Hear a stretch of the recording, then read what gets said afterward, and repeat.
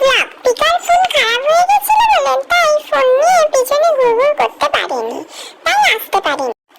আমি তো প্রতিদিনই সন্ধ্যাবেলা সোমচন্ডী মায়ের মন্দিরে যাই। আজকে হরিনাম সংকীর্তনে আসরের জন্য প্রস্তুতি নিচ্ছে।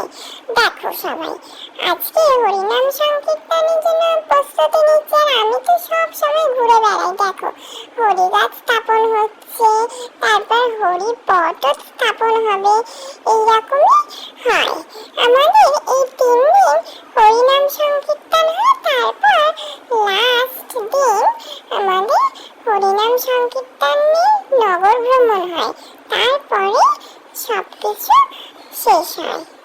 আমি বাবা এত কিছু জানি না বাপু, পিকা আমাকে যা বললো তাই আমি দেখো লুকোচুরি খেলি ওখানে বাচ্চাদের সাথে, তারপর ওখানে দেখো তারপর ঘন্টা নিয়ে নাড়াচাড়া করি। এবার আমাকে গুল্লু দিদা বললো একটু পদ নিবি শোনাই।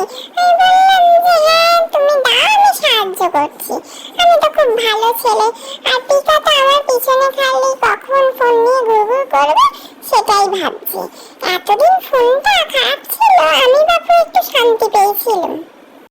তারপর হরিপদ স্থাপনের পর আমাদের হচ্ছে পিকা আমাকে বলল যে একটু ঘন্টাটা বাজিয়ে নাও, তারপর বাড়ি চলে যেতে হবে। আমি বললাম তুই একটু থাম তো, সারাক্ষণ এলাম এক্ষুনি বাড়ি যাওয়ার জন্য উদ্ব্যস্ত করে তুলছি, সারাক্ষণ আমার পিছনে লেগে থাকে। এবার দেখো ঘন্টা নিয়ে মারপিট করবো, একটু বলছি ছাড় ছাড়, ছাড়বে না। আমি ছেড়ে দিলাম, তুই নিয়ে ঘন্টা নাও। আমি একটু শান্তিপ্রিয় মানুষ, কারোর সাথে ঝগড়া করি না।